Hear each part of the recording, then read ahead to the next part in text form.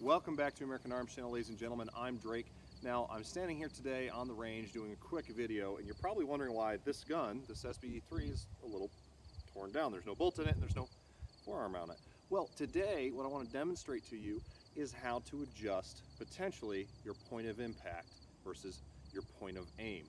A lot of guys, especially with 2017 and very early manufacturer 2018 guns, and some here or there with current production guns, have seen their Benelli Super Black Eagle 3 shoot excessively high. And excessively high to me is a little bit subjective, but most guys don't want an 80-20 or a 100-0 pattern split. Most guys would prefer to have a 70-30 or 60-40 if they're buying a Benelli. Some guys like 50-50. One thing to keep in mind is that not all loads shoot to the same point of impact no matter what gun. So a lot of guns that are truly meant to shoot 50-50 will pretty much shoot 50-50 with every load. Most Benellis are factored to shoot about a 60-40 to 70-30 split, with the exception of the Montefeltro, and I believe the Benelli Nova is probably regulated to shoot 50-50 to 60-40. But all of the other autoloaders are intended, the bird guns at least, not the Benelli M4, but they are intended to shoot 60-40 to 70-30 by design. So if it's doing that and you're worried about how that being high, well, this could adjust it for you as well, but most likely you're just going to need to get used to putting the bird above the gun and not looking at the gun at all. Proper fitting with shims, etc., and practicing of mount will also help you out quite a bit. But let's get down to it. The main component here that we're going to be looking at today is this ring, and I'm going to slide the barrel off here so you can see it. This ring right here, this is on a thread and can turn. It's a collar. You can see mine is marred up a little bit from me adjusting it with a tool, but this is held on with Loctite. Some guys have said that theirs is not quite as well locked in there, and others have said it's pretty significant. So by adjusting this, we also adjust how far out our receiver sits when it meets the lower receiver compared to the barrel extension or upper receiver, whatever you want to call it. So basically, when we tighten that down, we are going to be adjusting this barrel ring here. So basically, when we are adjusting this ring, we're adjusting where the ring sits and how it interfaces with the receiver back here. And this adjusts the point of impact. Forward brings the gun shooting up, back will bring the gun to shoot a little bit lower. What I'm going to do here is I'm going to pull this barrel and we're going to turn it down just a little bit. We're going to get it so that it sits pretty much flush. There we go. I'm going to have it just like that, tight up against the barrel ring. I'm actually going to shoot it without the forearm here, and I'm just going to be holding it by the magazine tube, just so you guys can see that I'm not adjusting this or anything in between, that it's going to stay where I leave it. So we're going to do that, and we're going to, on the pattern board downrange, take a look and see what kind of splits we get. All shots today are going to be with 3-inch, 1.5 ounce, number 3 Boss shot shells. This is my goose load. This is typically the heaviest shell that I put through the gun during waterfowl season.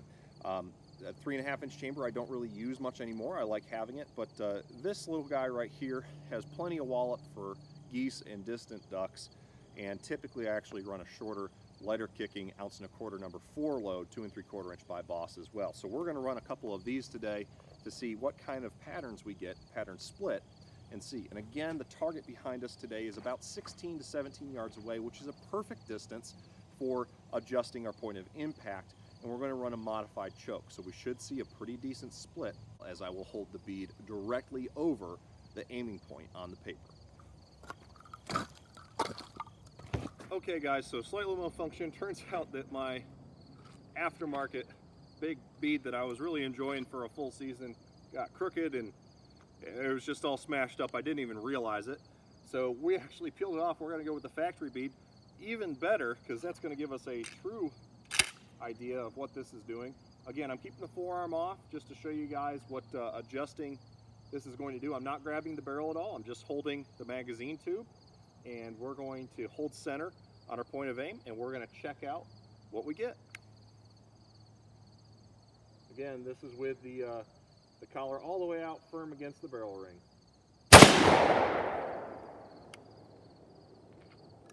All right, let's go down range, take a look at that pattern. All right, guys, so here we can see that this is our point of aim. The bead was dead center. I can tell you that right now when I shot. We've got very nice centering, but that pattern, all 1.5 ounces of that is right above our point of aim. In fact, if we measured to center, we are very high. So I might have actually overset that from what it was at the factory when I received the gun. But you can tell there that as that distance increases, well, the spread's going to come out and put it below that center line, but it's going to become a bit harder. So what we're going to do is we're going to use the same target and we're going to bring that back. And if we see pellets start to dive below, we know for sure that we have accomplished what we're looking to do. So again, we're going to turn the ring back and see how low we can pull it down. So again, guys, we're just going to take our barrel off here. Charging handle's getting in the way. We're going to take our barrel off, and I'm actually going to spin this down quite a bit so that there is no chance it's touching the barrel ring.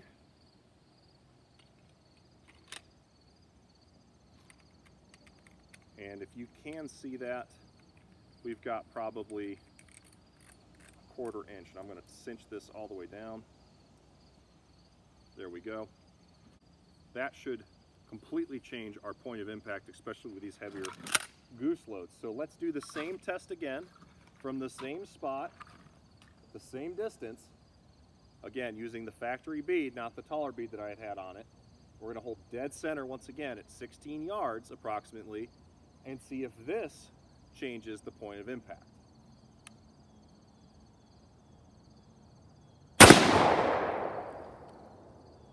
All right, let's go take a look. All right, so we're taking a look at this here, and we see a lot more pellets down here towards the bottom, and of course we see a lot more density right above, but we also see them, they're all in the point of aim. Maybe slightly left, but that's probably me. We're not shooting off a bench, of course, so a little bit left-right is understandable, a little bit up-down is understandable, but as we can see, the main core of the original pattern was up here, and all of this down here is about right. So that actually tells me that right there, completely backed off, that's shooting about 50-50. Do I want it to be 50-50? Not really. I like 60-40. So let's swap out the target and let's put a fresh one on and see what we can get when we go to just barely backed off the barrel ring. Let's see if we can get that 60-40 that I'm looking for. But if you're looking for 50-50, this is what you'll want to do. Okay, so one more time now. We've got the barrel ring seated firmly against the barrel stop ring, and we are cinched down tight again, no forearm. So we are firmly seated, but I did that as the barrel was already installed, so we shouldn't be providing any extra tension, and we're tight with the receiver fit on the back, no gapping whatsoever. So let's see if we can get a nice 60-40 split, which is what I'm going for, since we've already accomplished a 50-50 after shooting a 100-0. Let's see here.